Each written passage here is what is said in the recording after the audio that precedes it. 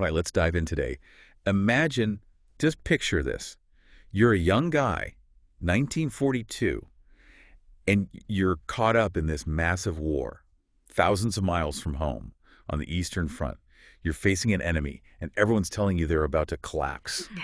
That was the reality for so many German soldiers marching into the Soviet Union. It was. And many of them, they carried rifles, of course, but they also brought pens and paper. They wrote letters, kept diaries, chronicling what they were living through. And that's exactly where we're headed today. Yeah. We're going deep into those firsthand accounts, those raw, unfiltered glimpses into this brutal, brutal battle, Stalingrad.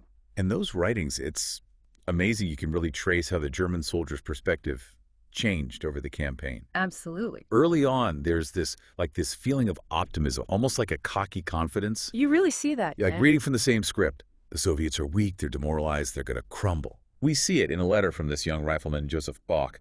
He writes, "Thank goodness we're done with winter.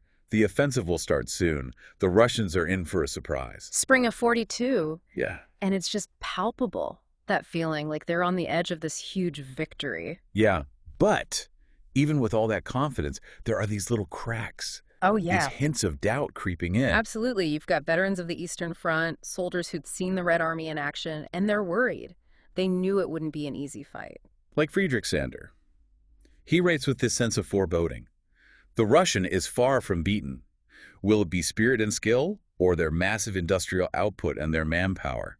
He's wrestling with the sheer size of the Soviet Union. The vastness of it all. It's almost like he can sense the storm coming. And that's where the decisions made by the German high command, especially Hitler, play a huge role. Yeah. Hitler, he gets fixated on Stalingrad, a city named after Stalin.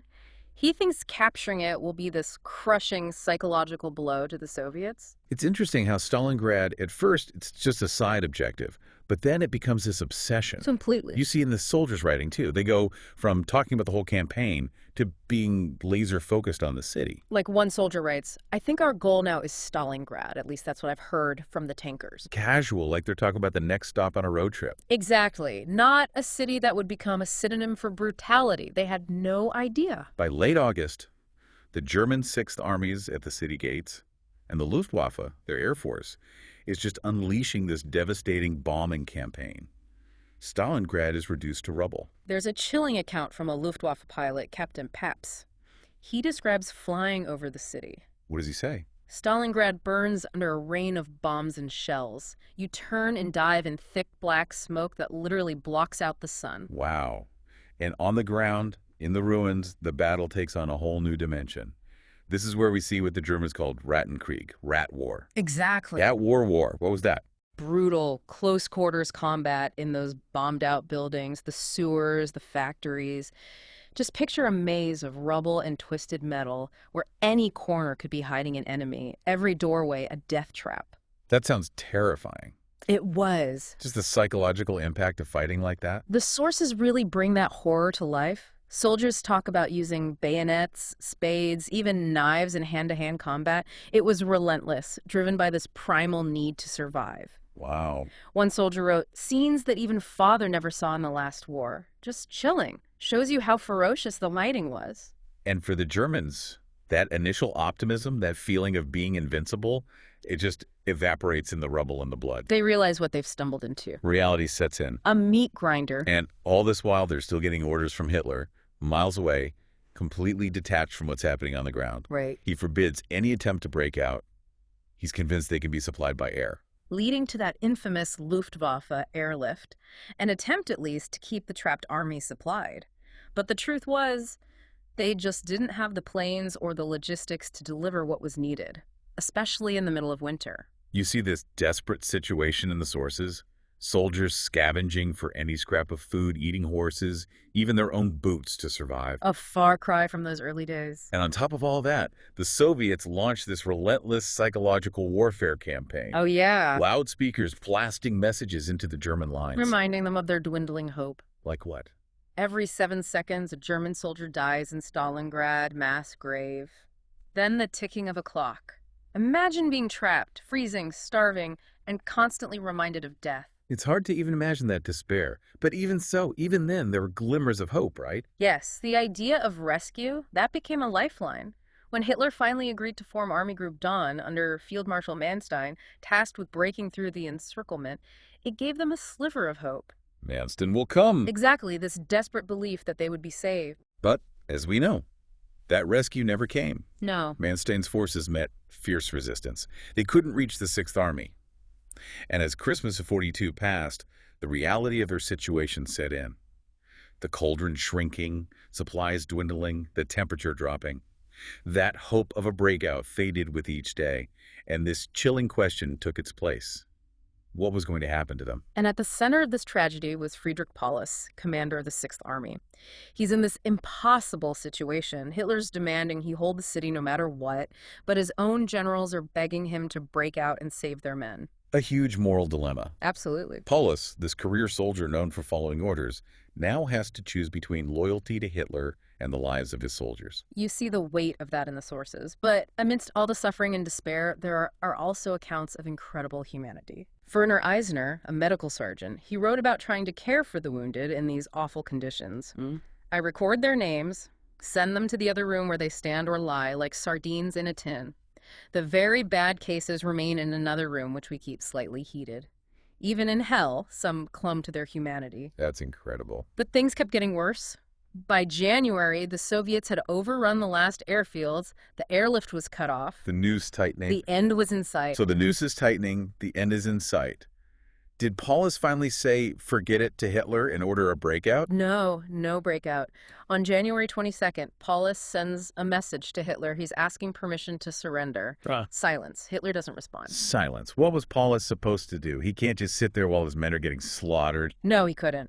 But Hitler, still clinging to this idea of victory, he promotes Paulus to field marshal. Field marshal, why? Because no German officer at that rank had ever surrendered. It's a message, isn't it? Absolutely. Fight to the death, or take your own life.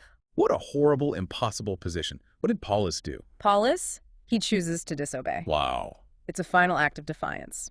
On January 31st, 1943, he tells his generals to negotiate a surrender with the Soviets. And that's the end. The Battle of Stalingrad is over. The fighting ends, but the suffering, I imagine that's just beginning. What happened to the German soldiers who surrendered? Well, that's where we'll pick up in part 3. We'll look at the aftermath of the battle, the long-term consequences of this massive defeat. I can't wait to hear more. Make sure you subscribe to hear the rest of the story. So the German soldiers at Stalingrad, they surrender. It's a turning point in the war, right? But where does it go from there? It's a turning point in the whole war, absolutely. Not just on the battlefield, but psychologically, too. It shatters this image of German invincibility. The one the Nazis had been building up. It's interesting to see how they try to spin this huge defeat. The official line, our soldiers fought side by side until their last bullet, making it sound like this heroic last stand. Right, conveniently leaving out that over 100,000 surrendered, including a field marshal. Totally different from what Hitler wanted. We talked about how he promoted Paulus to field marshal, knowing no German officer of that rank had ever been captured. A pretty clear message. Fight to the death, or take your own life. Exactly. But Paulus chose to live, to face the consequences, to see what he'd done. It's complicated, his legacy. Some call him a traitor, others a tragic figure stuck in this totalitarian machine. Yeah, I see that. But what gets me is, even in defeat, facing captivity, you still see humanity in the sources. One soldier writes to his father, it seems the end is near. To be honest, I'm relieved. The mental strain, the anxiety of the last few days, it's over. Think about that. Relief, after surrendering. Knowing what's waiting for them in Soviet camps, it's hard to grasp. It shows you how utterly exhausted they were. The physical and emotional toll of this battle, they were broken, starving, just ready for it to be over, whatever the cost. There's this one account really sticks with me. A medical sergeant describing the last Soviet attack. The Russian artillery never stopped. All hell broke loose. The snow turned blood red. Powerful image. Shows how brutal the fighting was right to the very end. And for those who did survive the battle, the ordeal wasn't over, not by a long shot. No. Years in Soviet prison camps, often in horrible conditions, little food, barely any medical care. Only a few ever waited home. A reminder that the real cost of war, it goes way beyond the battlefield. The scars, the physical and emotional ones, they last for generations. The Battle of Stalingrad, it changed the course of World War II. It marked the start of the Soviets pushing westward. but it was also this huge human tragedy. Yeah. It shows the resilience of the human spirit, that even in the face of unbelievable suffering, there's still hope. It's a story that needs to be remembered, Yeah. not just for the military side of it, but for the individual stories, the courage, the sacrifice. And as we wrap up this deep dive, it's worth thinking about the lessons we can take away from Stalingrad. How do these stories connect to us today? What can we do to make sure such horrors never happen again? Important questions. And if you want to explore Stalingrad further, check out the resources in the show notes. There are tons of books, documentaries, online archives, all dedicated to keeping the memory of this epic struggle alive. History isn't just dates and battles, it's about people, their experiences, their sacrifices. By learning from the past, maybe we can work towards a more peaceful future. Thanks for joining us on this deep dive.